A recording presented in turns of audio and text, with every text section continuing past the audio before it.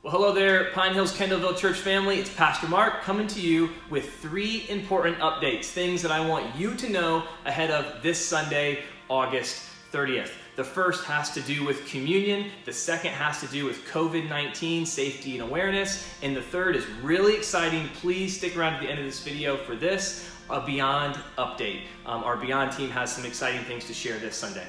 Let me run through these 3 things quickly. First, communion. This Sunday, we are going to be celebrating the Lord's Supper together. We are going to be remembering the sacrifice that Christ made, his broken body and his shed blood poured out on behalf of us so that we can be forgiven of our sins. It's an exciting thing, and it's one that we haven't been able to do the way we have in the past due to safety restrictions and things like that, and of course not always being able to meet in person. Well, we're meeting in person. We're really excited. As you arrive on Sunday at 9 or 11, you'll be able to pick up one of these for each person in your family that will be receiving communion. It's a pre-packaged juice and bread. Both elements are in this one container. We will have these on a table back by the Welcome Center as you arrive. So please pick those up on your way in, and then just hold on to them until the end of the service, where I'll lead our church together in taking the bread and the juice.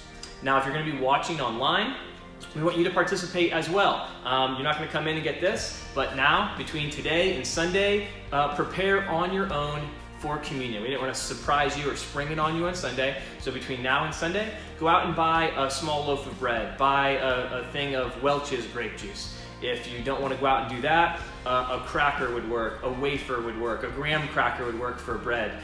For the juice, if you have juice, that's wonderful. You could also use a sports drink. You could use a different type of juice. You could use water, or you could use wine. You could use something that is appropriate in this circumstance as a remembrance of the body and the blood that was broken for us. So those of you that are online, we absolutely want you to be included in this, and I will lead our entire church through this together Sunday morning. Number 2, COVID-19 safety awareness and masks. An update here. Since we came back at the beginning of July, our goal has been twofold as a church: to be safe and effective. If we could only do one of those things well, we didn't feel it was responsible for us to come back in person. We felt we are able to do both of those things, to be safe and effective towards our mission and regarding our vision and values. So we've been back in person, obviously. Our staff and our elders have been reevaluating every single week. How are we doing? Are we being safe? Are we being effective?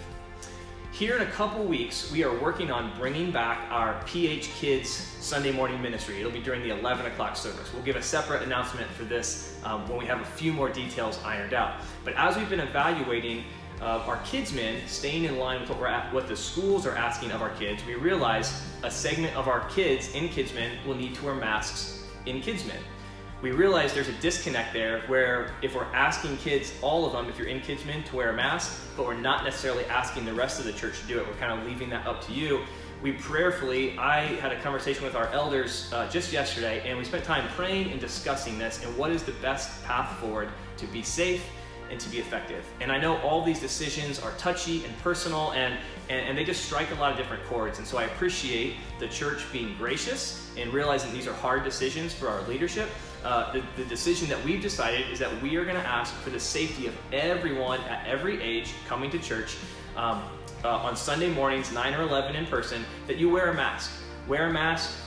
Most of us have bought a mask by this time. We're pretty used to these. I've been wearing mine about everywhere I go.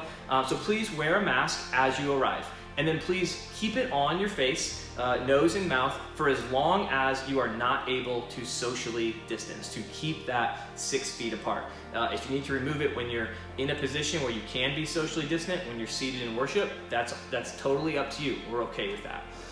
So thank you in advance for being willing to be minorly inconvenienced so that more people can feel safe and welcome at our church.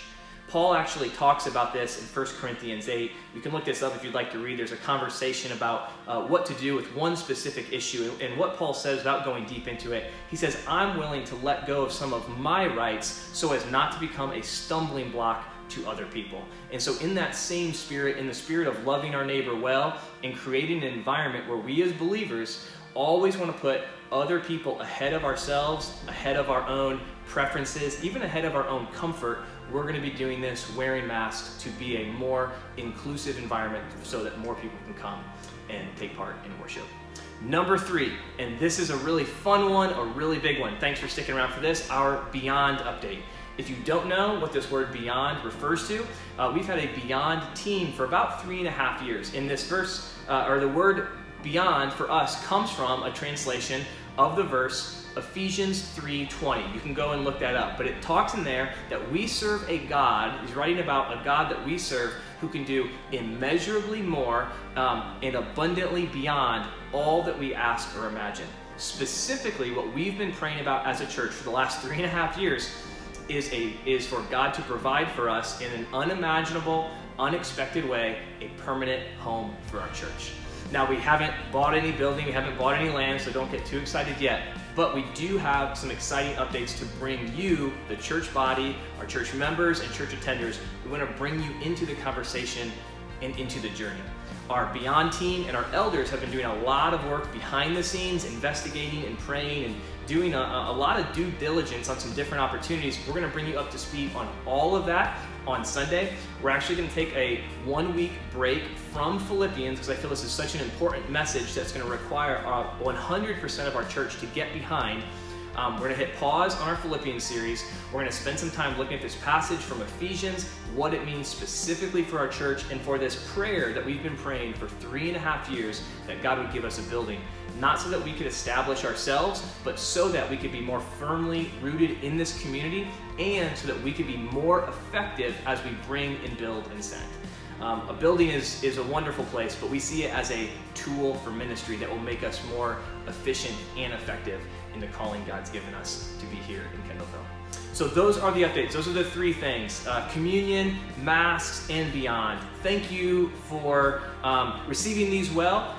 The exciting ones that we get to take communion, the challenging ones that, hey, we're gonna take on a new attitude towards Mass so that we can make PHK a more inclusive Sunday morning environment. And then certainly the huge celebration that we have to begin a journey together as a church regarding our Beyond campaign. So I can't wait to see you Sunday, either in person at 9 or 11, or connect with you digitally online on Facebook and YouTube.